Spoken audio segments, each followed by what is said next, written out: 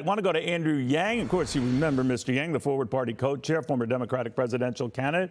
He's been in the ring with the president here. Could know a thing or two about where all of this is going. Andrew, what do you think? The president's making very clear, and he's sounding increasingly feisty by the day. I'm not going anywhere. He says it's up to voters, not Democrats on Capitol Hill. I'm running to the end. What do you make of all of that? The reason why the president wrote that letter to Congress was because he knows that dozens of members, including one I spoke to just yesterday, are planning to call for him to step aside as the party's nominee. And his claims that the primaries give him total sway over the party. I mean, the fact is they canceled Democratic primaries in multiple states. They refused to have debates. And if there'd been debates, we would have seen the condition of the president 6 months ago. And so saying that, hey, I won the primary, so you have to listen to the voters, it really rings very, very hollow, not just to me, but to many, many other people in D.C. Still, it would be messy doing either an open primary or an open convention. I mean, it used to be the rule of thumb. That's the way conventions were in the not too distant past. Is that what Democrats are in for, or would you like that to be what they're in for? I think a mini primary would be an incredible catalyst, because millions of Americans would tune in to see who the new nominee is going to be, and you'd have a real robust process. That's what respect for the voters would really look like right now, Neil, instead of relying upon a primary that, again, was a bit of a sham. And so people who want to open up this process, I'm certainly one of them. I think the Democratic Party could field, for example, a ticket of governors that would be much more formidable in November. And I'm someone who does not think that we should be giving Trump a cakewalk victory back to the White House, which is what Joe Biden is offering right now. You don't sound like you're an automatic fan of Kamala Harris, that she could step in that capacity as the running mate, the vice president of the United States, no?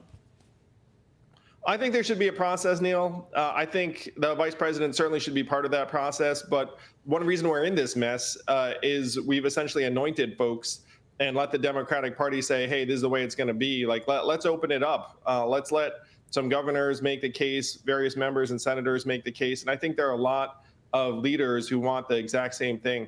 Do you think, though, Andrew, it's akin to, sort of rearranging the deck chairs on the Titanic? You might be able to get a nominee in doing this process if you look for an alternative.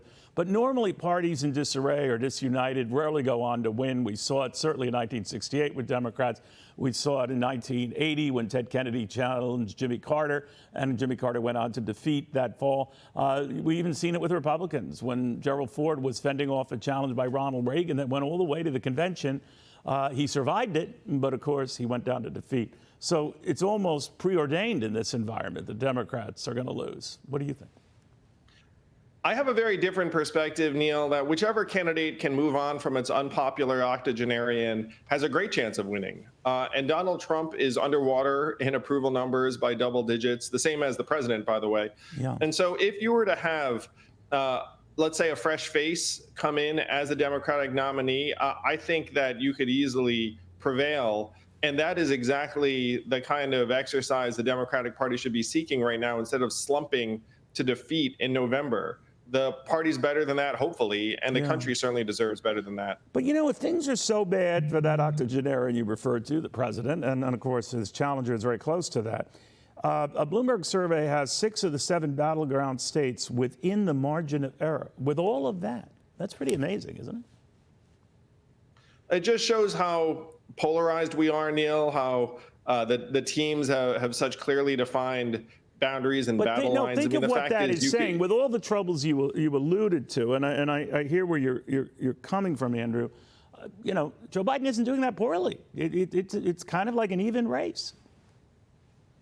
Well, again, he's running against a very, very beatable, in my opinion, opponent in Donald Trump. But why risk changing horses in that environment if you're just being politically calculating, right? Why change in that environment? And wouldn't that, be something that Republicans might not like to see either? In other words, that you've got a beleaguered president, but he is certainly competitive in the polls right now, and you would assume this, for the moment, is the worst of it. Maybe you assume that's not the case. I think Republicans are very much rooting for Joe Biden to be the nominee, Neil. Yeah, right. I think a lot of Americans would be very happy to see a 50, 60-year-old fresh face on their ballot in November, they would say, finally, one of the parties has given me someone that can move the country in a better direction and turn the page. Would you ever enter that race if it opened up? Well, hey, man, I mean, I get asked every single day whether I'm going to run again. And my stock response is apparently I've got 40 more years, but the country may not have 40 more years. All right. You know, I'm definitely here if my name is called, but I'm not someone who thinks that the Democratic Party has my name on speed dial. There are a lot of other folks who I think are going to make that case in the coming days. And I'm certainly someone who's for Pass the Torch Biden. By the way, there's a website now, passthetorchbiden.com.